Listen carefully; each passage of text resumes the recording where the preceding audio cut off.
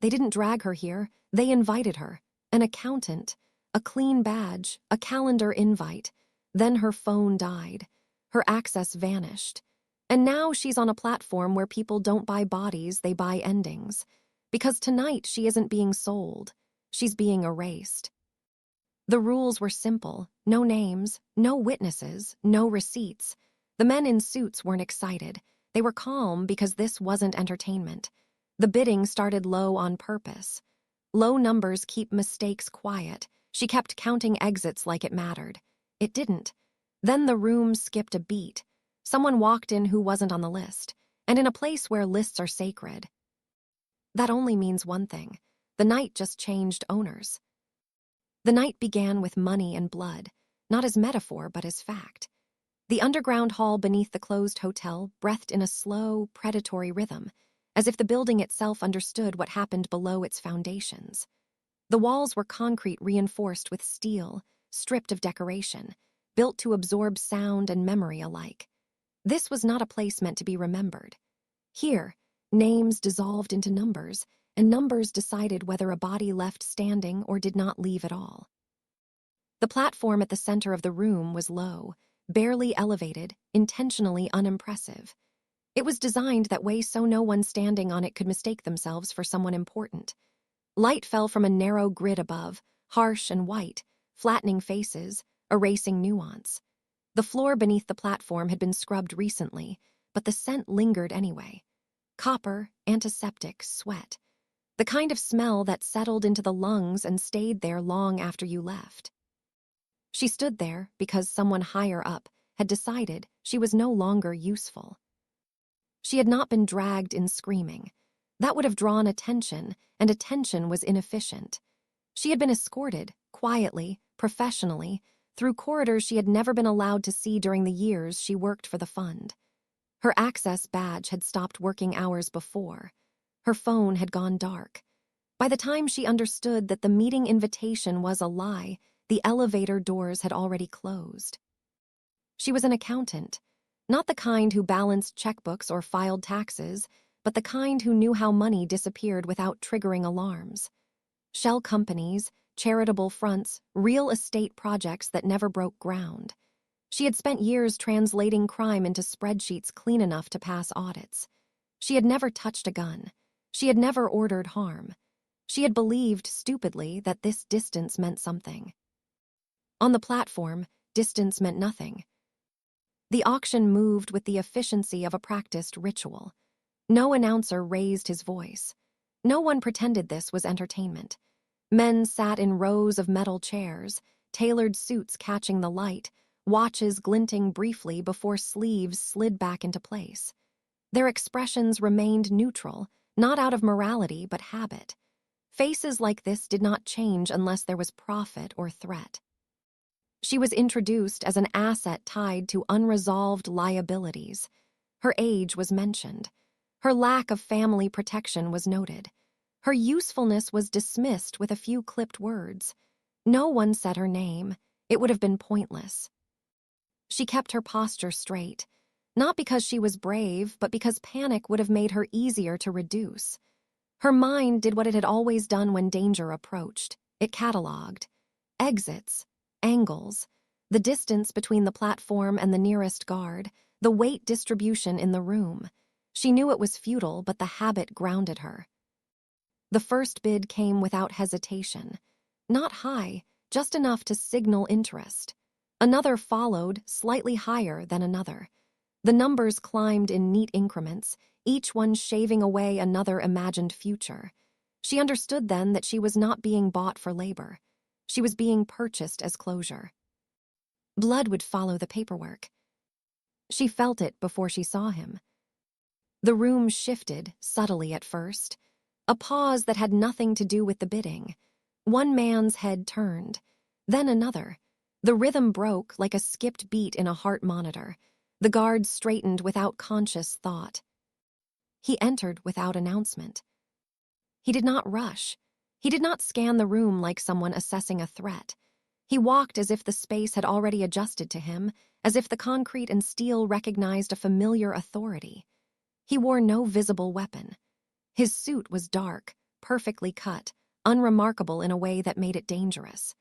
He looked neither young nor old, his age impossible to fix, his face composed into something colder than indifference. He was not on the list. That fact rippled outward faster than sound. Lists were sacred here. Lists were how chaos stayed contained. For someone to walk in unaccounted for meant one of two things: an error so catastrophic it would cost lives, or power so absolute it rewrote the rules without asking. The bidding slowed, then stopped entirely. He did not raise his hand. He did not speak. He looked at the platform, at her, with an attention that felt invasive without being sexual. His gaze did not linger on fear or vulnerability. It measured, calculated, as if she were a variable in an equation that had already been solved elsewhere. One of the men at the front shifted, uncomfortable. Another cleared his throat, then thought better of it. The silence stretched, brittle and heavy. Money appeared on the table near the platform, placed there by someone who had not been there a moment earlier. It was not counted. It did not need to be. The amount was obscene, not because of excess, but because of certainty. This was not a bid. It was a conclusion. The man running the auction hesitated for half a second too long. That was his only mistake. The decision moved through the room like an order that had always existed, waiting to be acknowledged. Guards stepped forward, not toward the buyer, but toward her. The platform lights dimmed slightly, signaling the end of transaction. No gavel fell, no announcement followed. She was guided off the platform, hands not touching her, yet directing her with absolute clarity. She was not taken toward the side exit where other purchases went. She was led to the private elevators at the back, the ones reserved for people who never appeared on receipts. As she walked, she understood something with terrifying precision. She had not been bought. She had been claimed. The elevator doors closed with a muted sound, sealing her inside a space of brushed steel and mirrored walls. Her reflection stared back at her, pale, composed, eyes too alert. She did not cry. Not yet. Crying implied survival. The elevator descended past floors she did not know existed. The hum of machinery filled the silence. She felt pressure in her ears, then a strange lightness, as if gravity itself were recalibrating. When the doors opened, the air was different. Cooler, cleaner. It smelled like ozone and expensive disinfectant. The corridor beyond was wide, lined with security panels embedded seamlessly into the walls. No signage, no art. This was not a place designed to impress. It was designed to function without witnesses. He was already there. He stood several feet away, giving her space that felt deliberate rather than polite. Up close, the stillness around him made more sense. It was not passivity. It was control refined to the point of invisibility. His presence pressed against the edges of perception, like a storm seen from miles away. He looked at her again, and this time she felt it register. Not her fear, not her value, her awareness. The guards withdrew without instruction, retreating as if this moment no longer belonged to them. The corridor emptied, leaving only the low hum of hidden systems and the sound of her own breathing. She understood then that whatever came next would not be negotiated. There would be no explanation offered to soften the reality. No reassurance meant to calm her. Those were tools for people who intended to keep something intact. She had been removed from the market. What happened to her now would happen in private, under rules she did not know, enforced by a man who did not need permission. And as the elevator doors sealed behind her, cutting off the last path back to the world she understood, she realized with chilling clarity that the auction had been the safest part of the night. He did not take her to a basement or a warehouse or any place that matched the fantasies people told themselves about monsters. He took her upward, into the part of the city that pretended nothing ugly ever happened. The private corridor led into a second elevator with no buttons, only a silent panel that recognized the guards and obeyed without asking. The ride was smooth enough that it felt unreal. When the doors opened, Chicago spread beneath them like a living map of light and grid and wet asphalt. The lake was a dark plate in the distance, swallowing reflections and refusing to give anything back. The residence sat high in a tower that did not advertise its name. Glass, concrete, steel, lines so clean they felt surgical. The lobby below had been designed to make people whisper automatically, as if the marble itself demanded restraint. Upstairs, the air changed. It was cooler and drier, filtered until it carried almost no scent. Even the silence sounded expensive. There were no family photographs, no personal clutter, no soft evidence of ordinary life. The place looked less like a home than a controlled environment built to prevent mistakes. She noticed details because her mind could not afford anything else. Cameras were not obvious, but she felt their geometry the way she had felt scrutiny in boardrooms and audit meetings. Corners that should have been empty held tiny lenses disguised as design. The lighting was recessed and deliberate, bright enough to erase shadows, warm enough to be mistaken for comfort. The floors were polished concrete with faint flecks that caught the light, too beautiful to be accidental, too cold to be kind. He let the guards deliver her to the threshold and then dismissed them with a motion that required no words. They left quickly, like men relieved to be outside the radius of his attention. The door sealed with a soft hiss. The lock engaged with a sound so subtle she felt it more than heard it, like a click behind her ribs. He did not touch her. That was the first wrong thing. Everything about the auction had prepared her for violence, for crude force, for hands and restraints and humiliation. Instead, he stood a few feet away and simply watched her as if he had all the time in the world to decide what she was. His stillness held more threat than movement would have. He did not need to display power. The building already did it for him. She waited for instructions and received none. She waited for a question and heard only the quiet hum of vents. For a moment, she wondered if she was supposed to speak first. The instinct rose and died quickly. Talking was leverage in some rooms. In this room, words felt like currency that would be taken and used against her later. His gaze moved over her once, not lingering on her body in any obvious way, but reading her like a document. He assessed posture, breath, the tension in her shoulders, the way her eyes kept flicking toward exits without committing to any single route. He noticed that she was not shaking. Or if she was, it was internal, contained behind a discipline she had learned years ago in a world that smiled while it bled you. Then he turned and walked deeper into the space, slow and unhurried, as if the outcome had already been decided, and her panic, if it came, would be irrelevant to the schedule. She followed because there was nowhere else to go. Even that felt like a test, and she hated that she understood it. The living room opened like a gallery, floor-to-ceiling windows, the city framed as if it were art meant to reassure the owner of his height above everything. A long sofa in charcoal fabric faced nothing in particular. A low table held a single object, a heavy glass bowl filled with stones the color of bone. No books, no family, no sentimental clutter.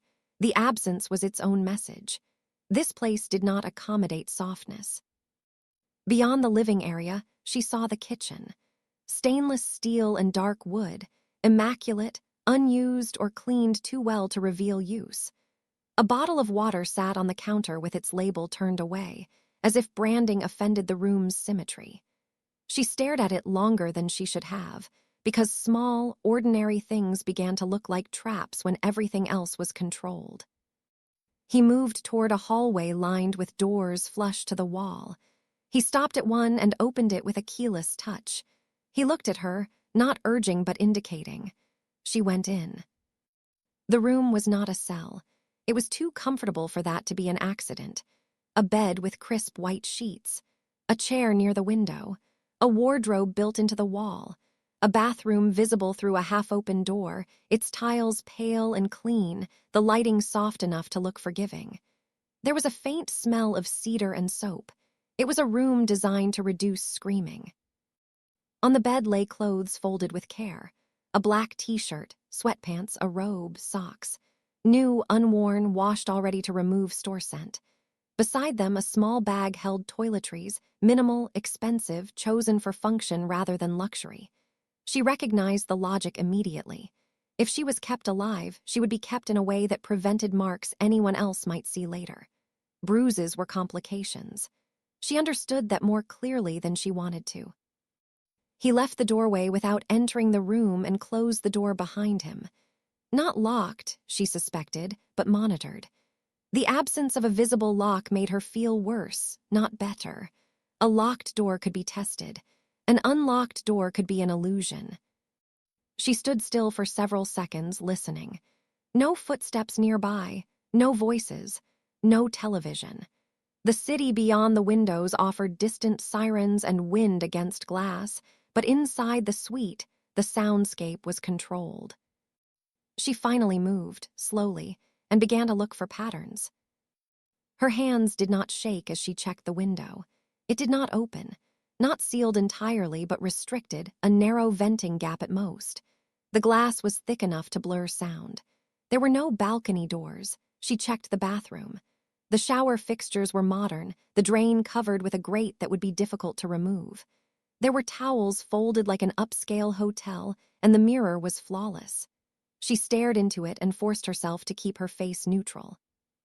Fear could not be erased, but it could be managed. She had built a career on that. She returned to the main room and noted the layout in her mind, placing invisible lines like she would on a spreadsheet. Hallway, rooms, angles, places cameras could hide. The suite was large, but it was not labyrinthine. It was designed to feel open while remaining easily controlled. She began to see it the way she had seen certain financial structures, elegant, minimal, and impossible to escape without inside knowledge. She approached the front door and looked for a handle or lock mechanism. There was a panel with no markings. When she hovered a hand near it, a tiny light pulsed once and faded. The door remained silent. She did not touch it again. She was not interested in announcing desperation. She went back toward the hallway. One door led to a study with a desk and 2 chairs and another wall of glass. A single monitor sat on the desk, dark. Another door led to a room that looked like a spare bedroom, equally minimal, equally sterile. The last door was closed, and she did not open it. The closed door was a boundary. Boundaries mattered because they told her what he wanted protected. Time passed strangely. She could not trust her sense of it without windows that opened or clocks that ticked. Her phone was gone. She found a clock in the kitchen, embedded in an appliance, but even that felt like a controlled offering. Her stomach tightened with hunger and with the shame of hunger, because needing anything in a place like this felt like weakness. Eventually, she heard movement again, not heavy footsteps, not hurried, a quiet glide across floor. She looked up and saw him in the doorway to the living room. He carried nothing. He did not bring food or a drink or a weapon. His presence alone altered the air. It was subtle, but it shifted her skin, as if her body recognized the approach of something that could not be argued with. She had known powerful men. She had known men who bought judges, men who used charm as a blade. This felt different. His control did not rely on performance. He sat down, not on the sofa, but in a chair angled toward the windows, as if he wanted the city as backdrop while he watched her. He did not look at the television because there was no television. He did not look at his phone because he did not seem to need one. He looked at her.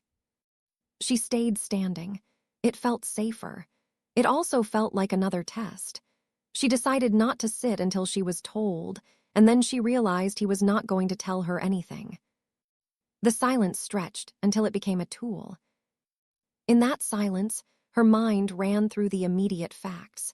He had interrupted the auction without being on the list. That meant he was either above the organization running it or outside it in a way that made them submit. Either option was lethal. He had paid an obscene amount and taken her down into a private corridor, not up into the visible world. That meant she was now inside a structure that did not require public compliance. She wondered if the fund had sold her to him as a favor, a token, a sacrifice, or if he had taken her out of their hands to prevent something. The thought was dangerous because it tried to frame him as a rescuer. Rescuers explained themselves. Monsters did not, and this man's silence felt closer to predation than to mercy. She watched him from the edge of her vision, taking in details she would have missed if she had allowed herself to collapse. His hands were clean, nails trimmed, no rings. His wrists showed faint pale lines like old scars hidden by careful skin. His posture was relaxed, but his shoulders carried a quiet readiness, the kind that came from violence practiced, not threatened. His eyes were a shade she could not name, dark in the room's lighting, reflecting nothing. Minutes later, without warning, he stood and walked toward the hallway. He opened the closed door at the end and disappeared inside. He left it open behind him for a fraction of a second, long enough for her to see the edge of a darker room, shelves, perhaps equipment, then the door closed again. He had shown her the boundary, not for her benefit, but to let her know he was aware of her interest. She felt the first real surge of anger then. Anger was safer than fear. Anger could be used. She turned it inward and sharpened it into focus. She began to count again. She counted the time between his appearances. She counted the subtle changes in lighting that suggested sensors and automatic cycles. She counted the number of cameras she could infer based on the angles where she felt watched. She counted footsteps in the corridor outside the suite when guards passed. How many, how often, what cadence. She counted her own breath until it slowed and became steady. Night came, or what she assumed was night, because the city lights outside shifted, and the sky darkened to a deeper tone. The glass turned the outside world into a distant diorama. Chicago looked beautiful from this height, the kind of beauty that only existed when you were not down on the street breathing exhaust and danger. The river cut through the lights like a black vein. Somewhere below, people walked and laughed and thought their lives belonged to them. She tried to sleep in the provided room. She lay on the bed fully clothed, eyes open, listening. The silence was too complete. It made every small sound feel amplified. A faint click of a vent, a soft shift in air pressure, the distant groan of the building settling. She waited for the sound of a lock. She never heard one. That was worse. At some point, she realized she could not tell if her room door had been opened while she lay there staring at the ceiling, because she had not heard anything. The suite seemed designed to swallow sound. She sat up, heart beating harder, and moved to the door. She pressed her palm against it and felt the faintest vibration, as if something on the other side had activated and then gone silent again. She stepped back, pulse racing, and forced herself to breathe. If he wanted her dead, she would have been dead already. If he wanted her broken quickly, he would have acted. The restraint was not kindness. Restraint was strategy. She went to the window and looked out. The city did not look like salvation. It looked like another kind of cage. Lights and streets and rivers were just coordinates. She had spent years building invisible cages out of numbers for other people. Now she stood inside one built out of architecture and silence. She stayed awake until exhaustion began to dull her senses, and she hated that too. Sleep felt like surrender, but her body demanded it, and she could not afford to become careless from fatigue. When she finally slept, it was shallow and sharp, the kind of sleep filled with brief images rather than dreams. She saw the auction platform again, the white light, the men's blank faces. She saw him walking into the room and everything stopping. She saw the money placed on the table like a verdict. She woke with her throat tight and her skin cold. Morning came as a gradual brightening through glass. The suite looked the same, but the day made it feel more exposed. She moved through the rooms again, repeating her mental map, reinforcing what she knew. Repetition was how she kept control. Later, she found food on the kitchen counter, not a tray delivered by a visible hand. Just a plate covered with a glass dome, a bowl of fruit, a cup of coffee still warm. The placement was precise, like an offering made by someone who did not want to be seen offering it. She did not trust it, but hunger was not negotiable. She ate slowly, tasting bitterness and sugar, waiting for nausea that never came. She realized then that he was not trying to poison her body. He was trying to poison her certainty. He appeared again in the afternoon, the same calm arrival, the same silent assessment. This time he did not sit. He walked past her and to the window, looking out over the city as if he owned it. She watched the reflection of his face in the glass. It did not soften in daylight. It did not change with the view. Something in her shifted in that moment, something deeper than analysis. The air around him felt charged, like the pressure before lightning, but there was no storm outside.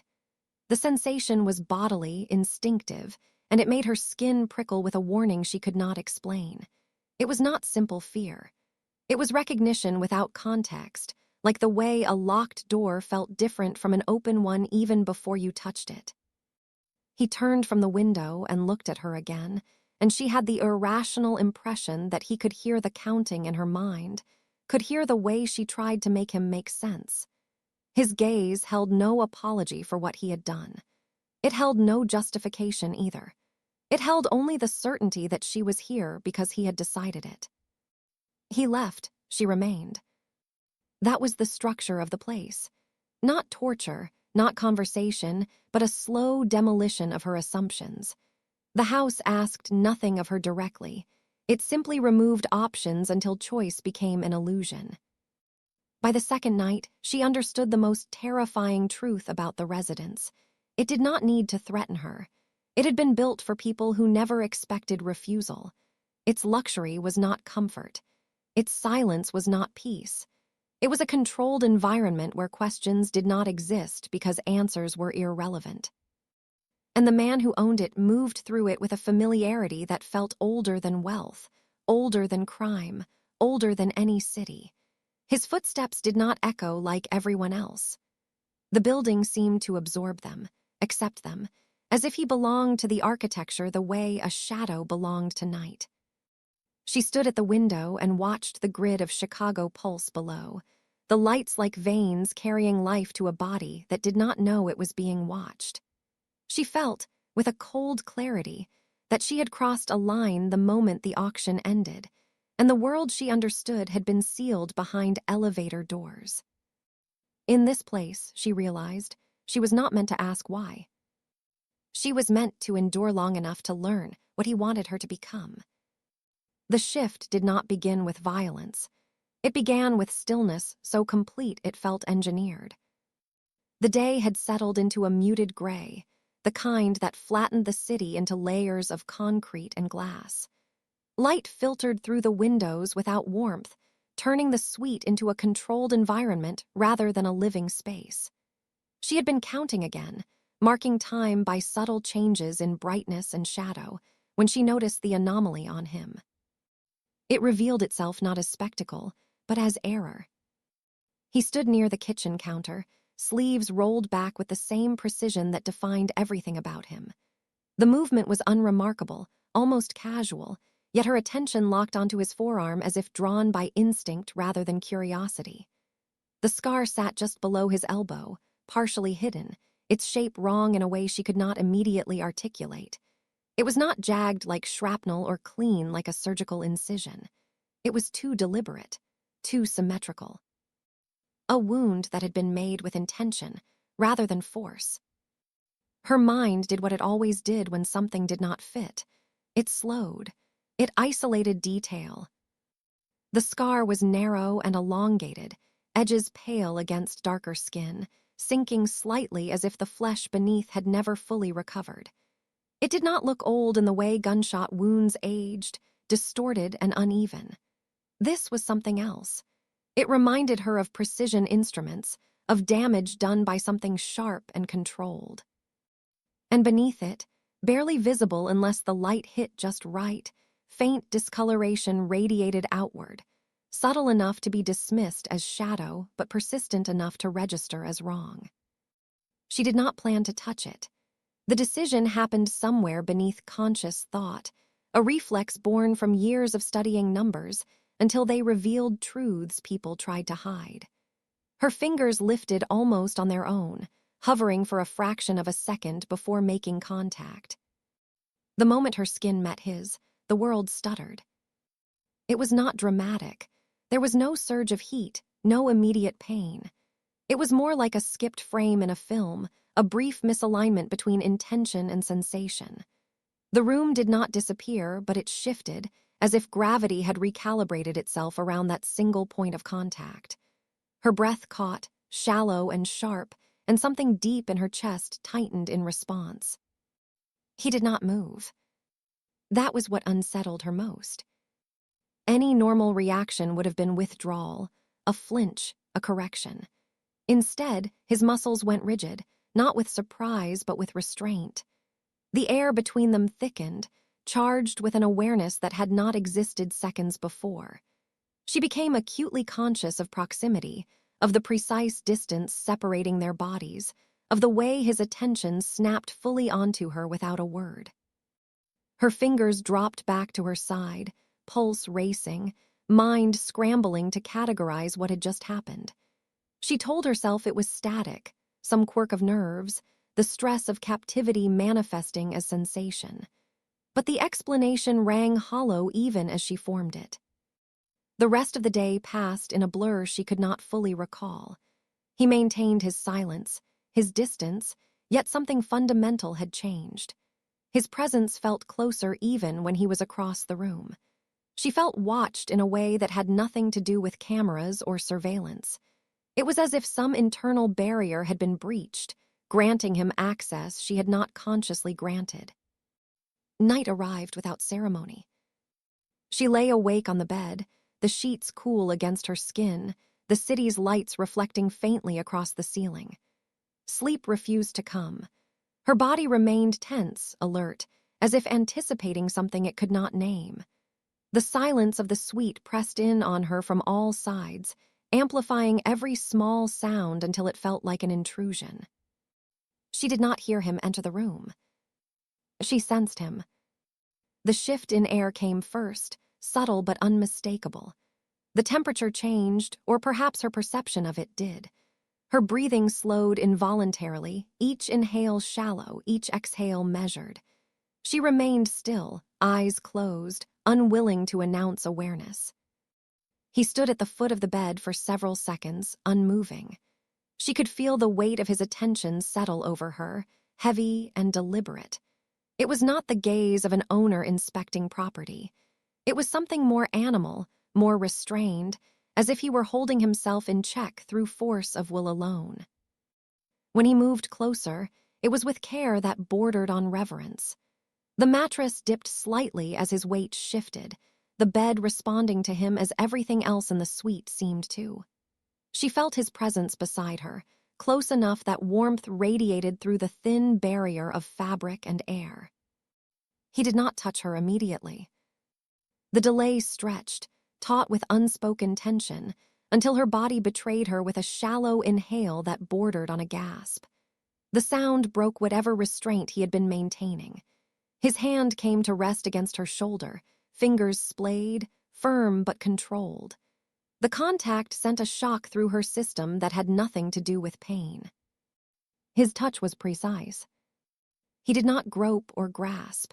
He did not claim territory indiscriminately. His fingers traced the line of her collarbone with deliberate intent, mapping her anatomy as if he had studied it long before this moment. She felt each point of contact register deep in her nervous system, bypassing fear and logic entirely. When his other hand came to her throat, it did not close. It rested there, thumb brushing the hollow beneath her jaw, fingers spanning the curve of her neck with unsettling ease. Her pulse thudded beneath his touch, loud and insistent, betraying her composure. The pressure increased slightly, not enough to restrict breathing, but enough to remind her how vulnerable the position was. Her mind screamed at her to resist, to move, to break free. Her body did not obey. She understood then that this was not about domination in the way she had imagined. It was not about humiliation or pain. It was about selection. When his mouth touched her skin, it was not a kiss. It was contact stripped of romance, of softness. His breath was warm against her neck, his presence overwhelming in its focus. He inhaled deeply, as if drawing something from her rather than giving. The sensation sent a ripple through her body that left her disoriented. The bite came without warning. His teeth pierced her skin with controlled force, sharp and exact. Pain flared briefly, intense enough to register, then transformed into something else entirely. Heat spread outward from the point of contact, radiating through her veins in a pattern that felt deliberate rather than chaotic. Her body arched instinctively, fingers clutching at the sheets, a sound tearing from her throat before she could stop it. He held her there, teeth embedded, grip unyielding yet measured, as if calibrating pressure rather than surrendering to instinct. The pain dulled quickly, replaced by a sensation that defied classification. It was not pleasure in any familiar sense. It was recognition, a deep internal acknowledgement that something irreversible had just occurred. When he released her, he remained close for a moment longer, his forehead resting briefly against her shoulder, breath uneven. The tension in his body was palpable, muscles taut as if restraining something that strained against his control. Then he pulled away, rising from the bed with abrupt finality. She lay frozen, heart racing, mind struggling to catch up to her body's response. Her neck burned where his teeth had broken skin, the sensation both sharp and oddly distant. She lifted a trembling hand to the spot, fingers coming away slick with blood. By the time she sat up, he was gone. The room returned to its previous stillness, but it no longer felt empty. The silence now carried weight, thick with aftermath. She stumbled into the bathroom, movements unsteady, and stared at her reflection under harsh white light. The mark on her neck was unmistakable. 2 punctures, clean and precise, surrounded by faint bruising that darkened even as she watched.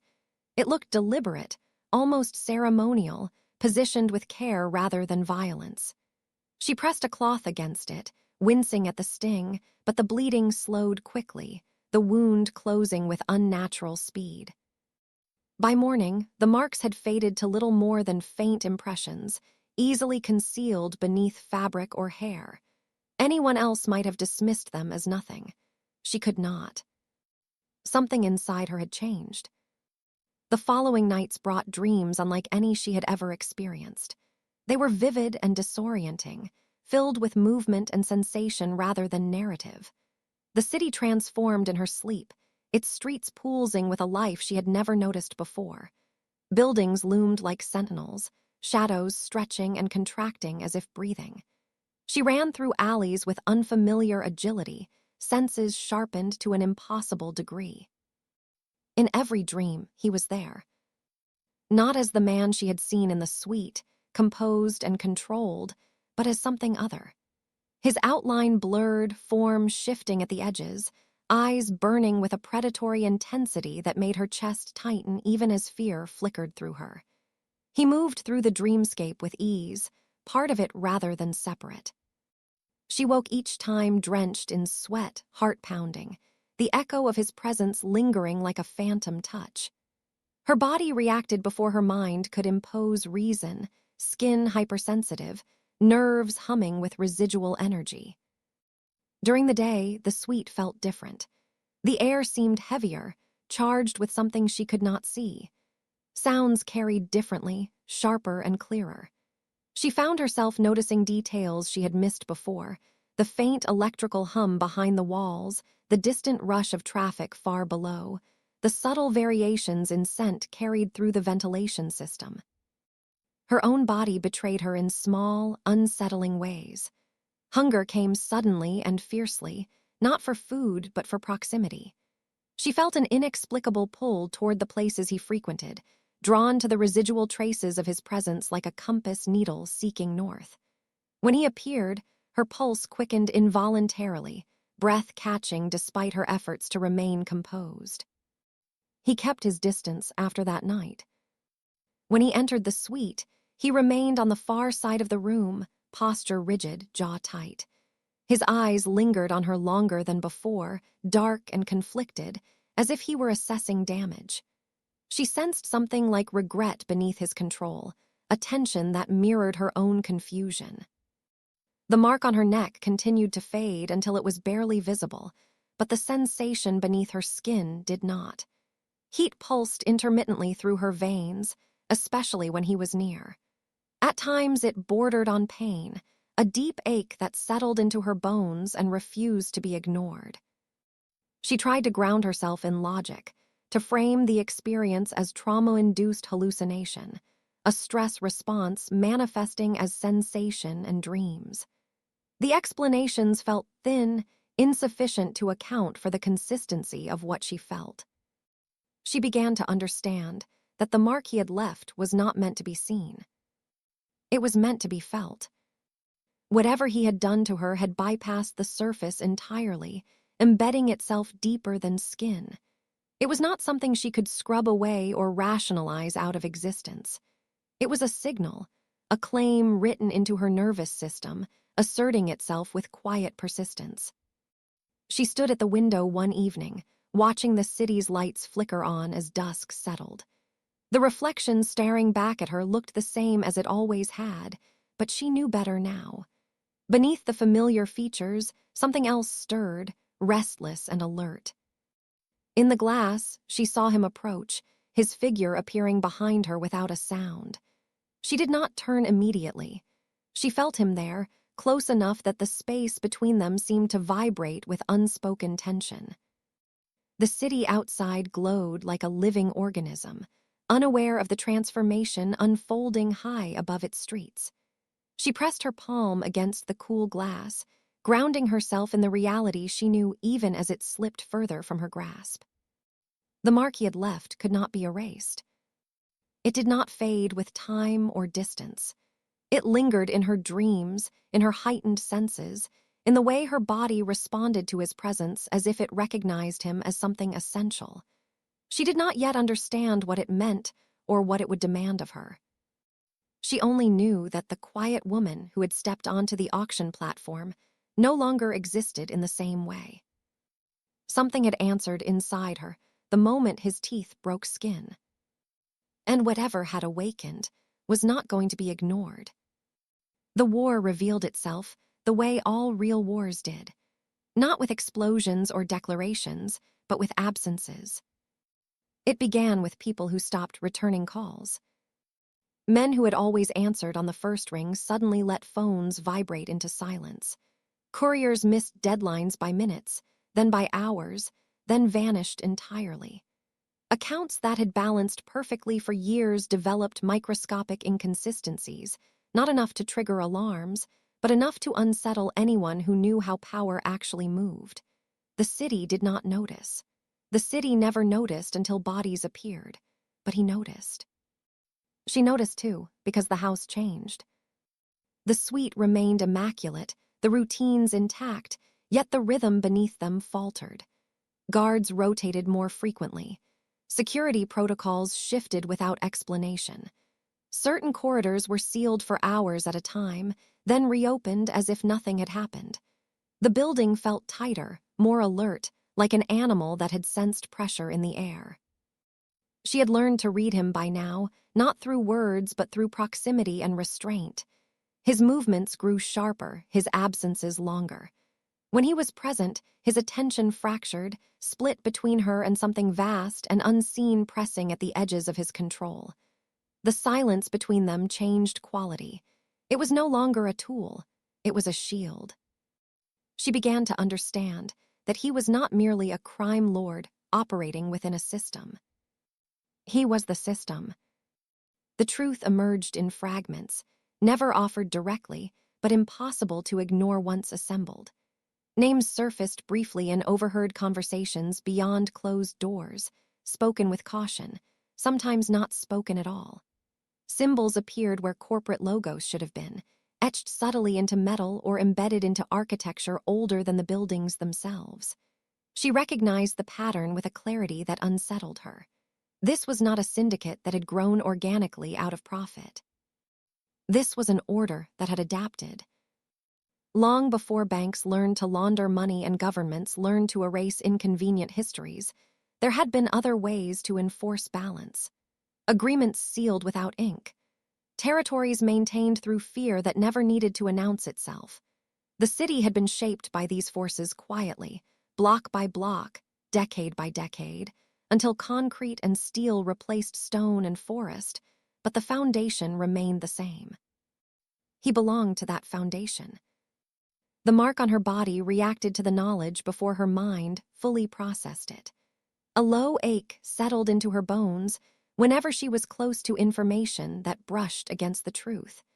It was as if her body recognized the old structures instinctively, responding to signals her rational mind could not yet decode.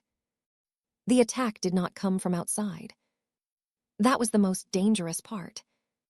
It came from within the networks that had once deferred to him, from men who had benefited from his protection and now calculated that the balance of power was shifting, from factions that believed the old order had grown complacent, that the ancient rules no longer applied in a city governed by surveillance and contracts. They did not target his money. They targeted his blood. The poison surfaced first as rumor, then as evidence. A compound that did not behave like anything modern. It did not degrade predictably. It did not leave conventional traces. It interacted with biology in a way that defied pharmaceutical logic, binding to systems deeper than organs and tissue. It was engineered not for humans, but for something older that had learned to wear human skin. She recognized it the instant she saw the reports he had not meant her to see. The discoloration, the way it spread in delicate metallic veins beneath the skin, the way it resisted treatment, rejected standard antidotes. It was the same corruption she had felt under her fingers the night she touched his scar, the same wrongness that had sent a shiver through her nervous system like a warning. This poison was not meant to kill quickly. It was meant to weaken, to destabilize, to force exposure. Someone wanted him vulnerable. And through him, they wanted everything he protected to collapse. The realization settled into her with cold certainty. She was not collateral damage. She was leverage. Her body had survived contact with the poison indirectly, not through immunity, but through transformation. Whatever he had done to her that night had altered her physiology in a way that made her incompatible with the compound's purpose. Where it should have spread, it stalled. Where it should have consumed, it hesitated. She did not understand how or why. She only knew that the sensations within her intensified whenever the poison was near. Her skin prickled, her pulse shifted, her senses sharpened as if preparing for impact. The mark on her neck burned faintly, a reminder that her body had crossed a threshold it could not retreat from. He understood this before she did. That was why he pulled away. His distance was not cruelty. It was strategy born of guilt. He had not intended to bind her to a war older than the city itself. He had not intended to make her a target for forces that did not forgive intrusion. Yet intention meant little now. The bond existed, and with it came consequences he had spent a lifetime preventing others from bearing. He moved her farther from the center of operations without explanation, sealing her inside layers of security designed to keep her alive rather than informed. He reduced their contact to the bare minimum, appearing only when necessary, retreating before proximity could reignite whatever unstable balance he feared. She felt the withdrawal like a physical wound. Not because she craved him in any simple sense, but because her body had begun to rely on his presence as an anchor. When he stayed away too long, the ache returned, deep and persistent, accompanied by flashes of heightened perception that left her disoriented. Sounds sharpened painfully. Light became harsh. Her dreams grew darker, filled with movement and pursuit, with unseen threats circling just beyond reach. The city in those dreams was not Chicago as she knew it. It was older, layered with shadows that did not belong to buildings. Streets twisted into unfamiliar shapes. The river glowed faintly, reflecting not lights but something like memory.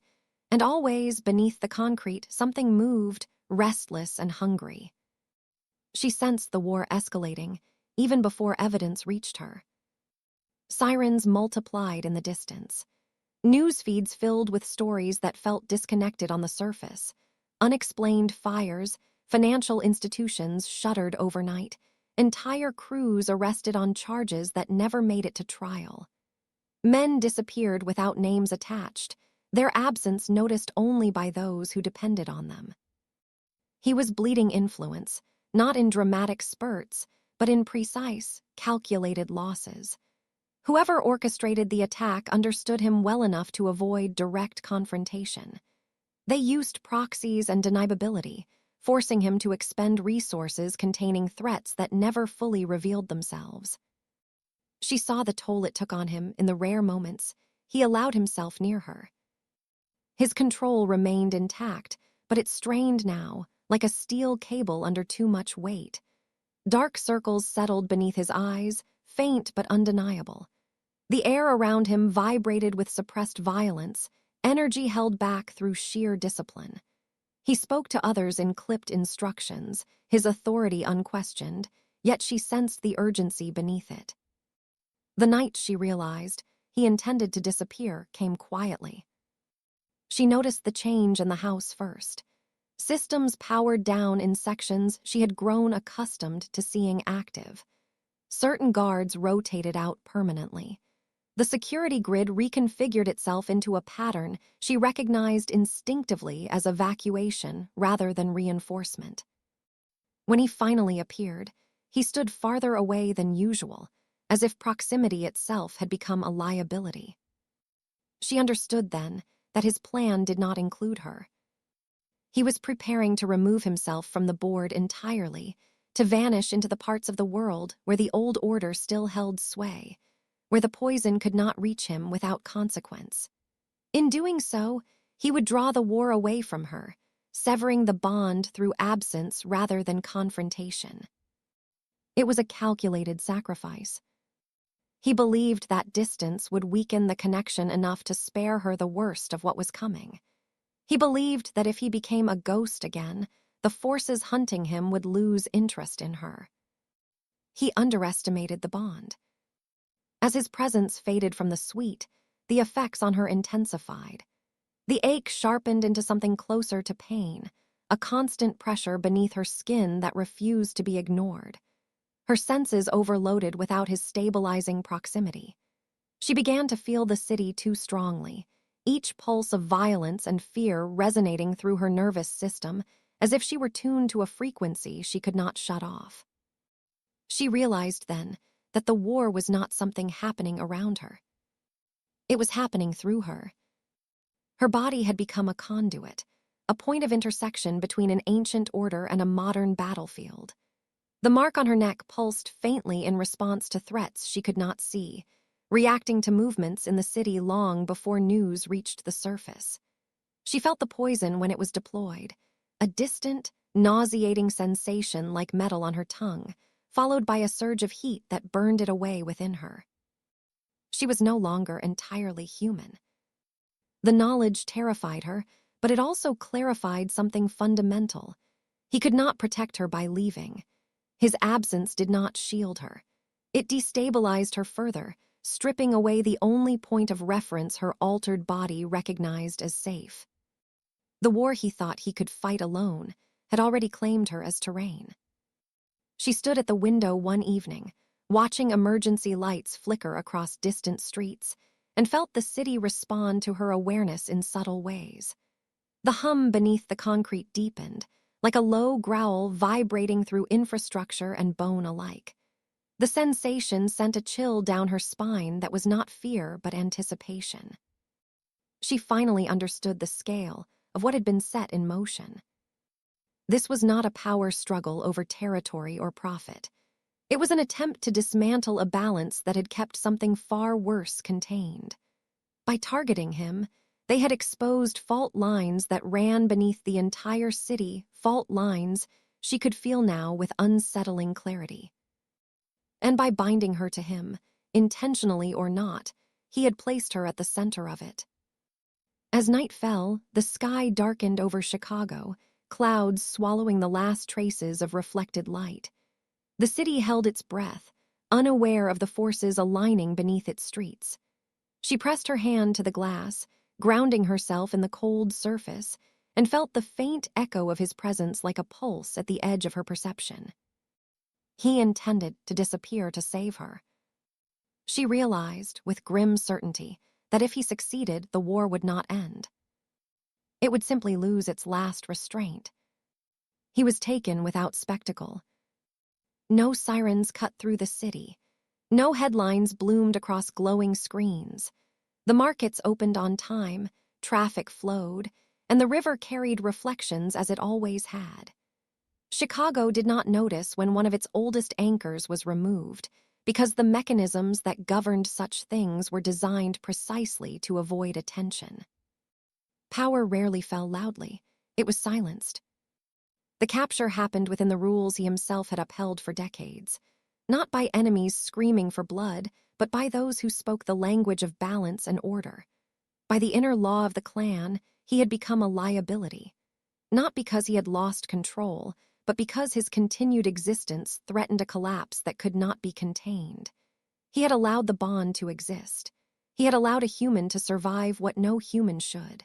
That alone was enough. He did not resist. Those who came for him did not need to restrain him violently. He walked with them into the shadows beneath the city, his posture unchanged, his expression closed.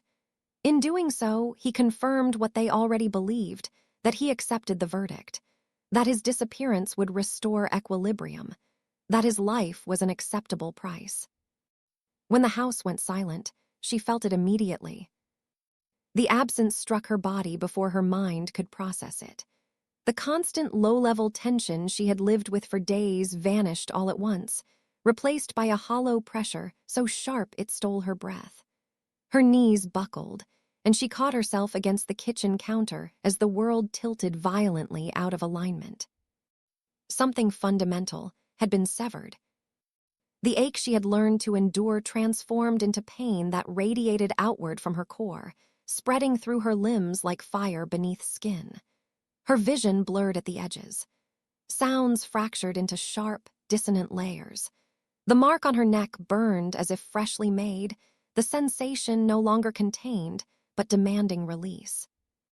She understood then that he was no longer simply distant. He was restrained. The knowledge did not arrive as a thought but as certainty, a truth written directly into her nervous system. Panic followed, swift and overwhelming, but it burned away almost immediately, consumed by something far older and far less negotiable. She could not stay. Remaining in the suite became impossible. The walls pressed inward, the air thickened until each breath felt earned rather than given. The building's systems responded poorly to her agitation, lights flickering, sensors recalibrating as if struggling to read her presence. She moved through the space with increasing urgency, driven by a pull that grew stronger with every passing second. Her body no longer asked permission. The route unfolded in her mind with unnatural clarity, each turn and access point presenting itself as if highlighted by instinct. Security layers that had once felt impenetrable now registered as obstacles rather than barriers. She slipped past them with a combination of human calculation and something else entirely, something that reacted faster than conscious thought. By the time she reached the street, the city no longer felt overwhelming. It felt familiar. The pain intensified as she moved, each step sending sharp fractures of sensation through muscle and bone. Her joints protested violently, tendons pulling tight as if resisting a shape they were no longer meant to hold. She staggered more than once, teeth clenched, refusing to stop even as her body screamed for rest. The transformation did not come all at once. It began with pressure. A crushing force built from within, compressing her ribs, her spine, her skull. Her breath came in ragged gasps, lungs struggling to expand against a structure that no longer fit. Sweat soaked her skin despite the cold night air, her heartbeat pounding erratically, no longer content with its human rhythm. She stumbled through back alleys and service corridors, avoiding open streets without consciously choosing to. The city guided her now, shadows offering cover, narrow passages opening at precisely the right moments. She sensed movement around her that never resolved into threats, presences that watched but did not interfere. They knew where she was going. The grove waited beneath layers of infrastructure and time. It existed in a pocket the city had failed to erase, a remnant of something older than zoning laws and redevelopment projects. Concrete gave way to stone, steel to roots, the hum of traffic fatting into a low, resonant silence. Ancient trees rose impossibly tall within the enclosed space, their trunks scarred with symbols worn smooth by centuries of touch. The air changed the moment she crossed the boundary. It thickened, heavy with scent and memory. Earth, iron, old blood. The pain in her body spiked violently, forcing her to her knees as the pressure reached a breaking point. Her vision fractured, light splintering into sharp shards. She tasted metal and smoke, her senses overloading as something inside her finally broke free of restraint. Bones shifted. The sensation was brutal, immediate, and absolute. Her spine elongated, vertebrae grinding and reforming with sickening precision. Her shoulders wrenched outward, muscles tearing and rebuilding in rapid succession. She screamed then, the sound tearing from her throat raw and unfiltered, echoing through the grove like a challenge. The agony did not relent. It intensified. Her hands struck the ground as her balance failed completely, fingers digging into soil that felt suddenly intimate, familiar. Her nails lengthened, hardened, cutting into earth with ease. Her jaw ached as teeth reshaped, pressure building until release came with a sharp, nauseating snap. The pain was total, all-consuming. And then, abruptly, it was not. Power flooded in where agony had been, wild and uncontained. Her senses expanded violently, sound and scent and movement resolving into a clarity so sharp it bordered on unbearable. She could hear heartbeats beyond the grove, smell fear carried on distant air currents, feel vibrations through the ground as if the earth itself spoke to her. She stood on 4 legs without conscious thought. Silver-white fur bristled along her body, catching faint light filtering through the canopy. The world sharpened into purpose and possibility. The bond surged forward, no longer constrained, pulling her toward him with irresistible force. She ran. Distance collapsed beneath her strides, terrain blurring as speed became instinct rather than effort. Pain lingered at the edges of her awareness, but no longer commanded her attention. She moved with a certainty that terrified and exhilarated her in equal measure, her body responding perfectly to each demand. The clearing opened before her without warning.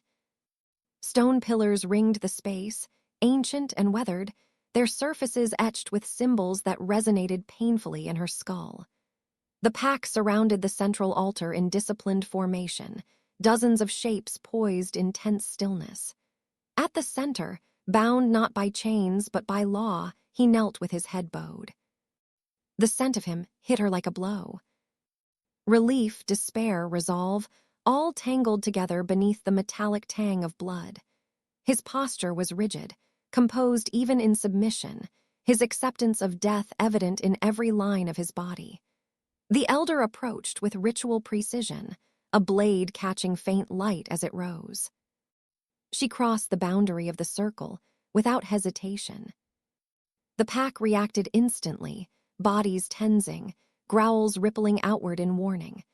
The elder turned sharply, shock cutting through practiced calm as her presence registered. The bond flared violently between her and him, recognition snapping into place with explosive force.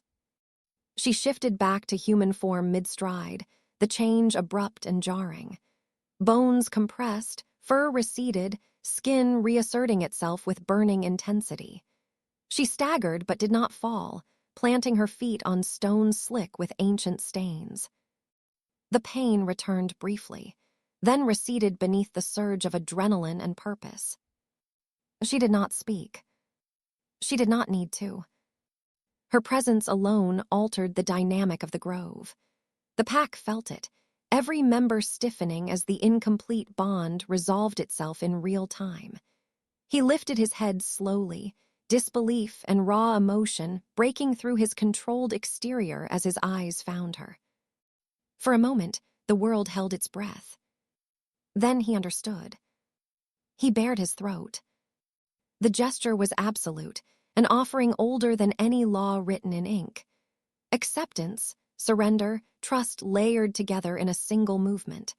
The pack murmured, tension shifting from hostility to awe as the meaning rippled through them. She moved forward without hesitation.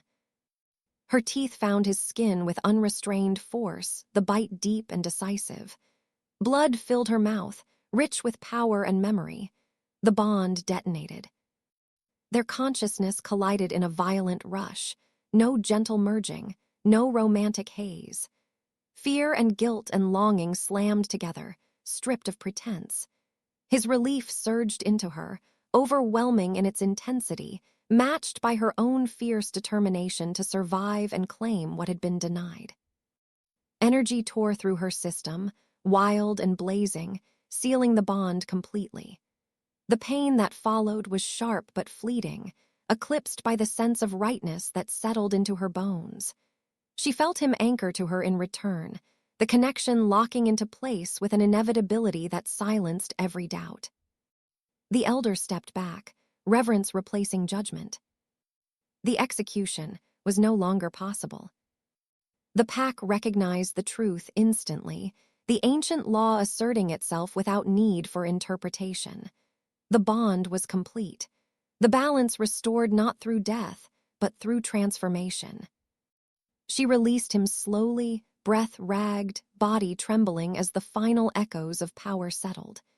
He collapsed briefly against her, his weight grounding her, their shared heartbeat thundering loud enough to drown out everything else. The grove breathed again. She stood at the center of the circle, blood on her lips, pain and power still coursing through her veins. The city above continued its ignorant pulse, unaware of the shift that had just occurred beneath its streets. She had not chosen this path freely. There had been no alternative. The choice had been made the moment the mark was placed upon her, the moment her body answered a call it could not refuse. In stopping the execution, she had sealed her fate as irrevocably as she had sealed his. There would be consequences. But as she met his gaze, fierce and alive and bound to hers beyond separation, she knew with brutal clarity that she would have made the same choice again. Even if it destroyed what remained of the woman she had once been. The bond did not settle gently. It closed like a lock sliding into place, precise and final, the last resistance burned away by necessity rather than desire. What remained was not tenderness, not relief, but a profound alignment that rewrote the shape of everything around them. The grove held the imprint of it, the ancient stones absorbing the echo as if they had been waiting for this conclusion all along. She stood at the center of the circle long after the ritual energy faded, breath steadying, senses recalibrating. The blood on her skin cooled in the night air, metallic and grounding. The pain receded in waves, replaced by a heavy, enduring strength that did not ask for permission to exist. Her body felt different now, not in a way that invited admiration, but in a way that demanded respect. The change had not elevated her, it had claimed her. The pack responded without ceremony. They did not kneel, they did not celebrate, they adjusted. Formations shifted subtly, lines redrawing themselves around a new axis. Attention turned toward her not as an object of curiosity, but as a fixed point. The elder stepped back, authority intact but transformed, the law of the grove having spoken more clearly than any judgment could. What had been threatened with death had been resolved through recognition. Balance had been restored, not by erasure, but by integration. He rose slowly beside her. The man who stood now was not diminished by what had occurred, nor was he triumphant. The weight on his shoulders remained, but it was no longer solitary. His posture changed almost imperceptibly, tension redistributed rather than released. When he looked at her, the conflict that had once darkened his expression had been replaced by something harder to name. Acceptance, sharpened by responsibility. Relief, stripped of softness. The bond between them no longer pulsed wildly. It existed as a constant, an underlying force as natural and unyielding as gravity. They did not touch. There was no need. The night accepted them as they were. Above the grove, the city continued to breathe in ignorance. Traffic flowed. Lights blinked in patterns that comforted those who believed predictability equaled safety. Somewhere, systems recalculated, responding to shifts they could not explain. Networks fractured quietly, retreating from lines they no longer understood. Those who had hunted felt the change first. Not as fear, but as recalibration. Signals they relied on vanished. Informants went silent. Paths that had once led cleanly toward their target now bent away, folding into dead ends and contradictions. The poison that had promised leverage lost its purpose. What it had been designed to unmake no longer existed in the same form. The hunt did not end with a confrontation. It ended with recognition. Predators understood when the ground beneath them had changed species. They withdrew. Not in defeat, but in acknowledgement that the cost had exceeded calculation. The war dissolved back into rumor, then into absence, leaving behind only faint traces of its attempt to rewrite an order that had endured longer than the city itself. She felt the city respond. Not with submission, but with awareness. The hum beneath the concrete deepened into something closer to a heartbeat, steady and vast. She sensed the flow of movement through streets and tunnels, the layered life of a place that had always been more than its skyline suggested.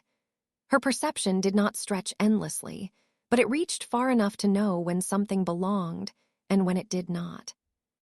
She belonged now, though not in the way she had once defined belonging. The auction platform felt distant, unreal, like a memory borrowed from someone else's life. The woman who had stood there, cataloging exits and suppressing panic, had been built for survival within systems that pretended to be rational. That woman had not been destroyed. She had been outgrown. She was not a queen. The pack did not crown. The city did not bow. What she became existed outside those structures, operating in the spaces they failed to govern. Authority here did not require spectacle. It manifested through consequence. When she moved, others adjusted. When she was still, the world waited. The first hours after the bond closed passed in quiet consolidation. The grove emptied gradually, the pack dispersing into the city's forgotten arteries, returning to positions that had been held long before she arrived. She remained, absorbing the final echoes, grounding herself in the physicality of earth and stone and night air. He stayed near without encroaching, presence steady, unintrusive. The connection between them no longer demanded constant proximity, but it acknowledged distance with precision. They did not orbit each other. They aligned. Eventually, they left the grove together. The transition from ancient stone to modern infrastructure no longer jarred her senses. The city accepted her passage without resistance, shadows bending naturally to accommodate her movement. She noticed the way light shifted around them, reflections dulling just enough to avoid drawing attention. It was not illusion. It was adaptation. The tower waited where it always had. From the outside, nothing about it suggested transformation.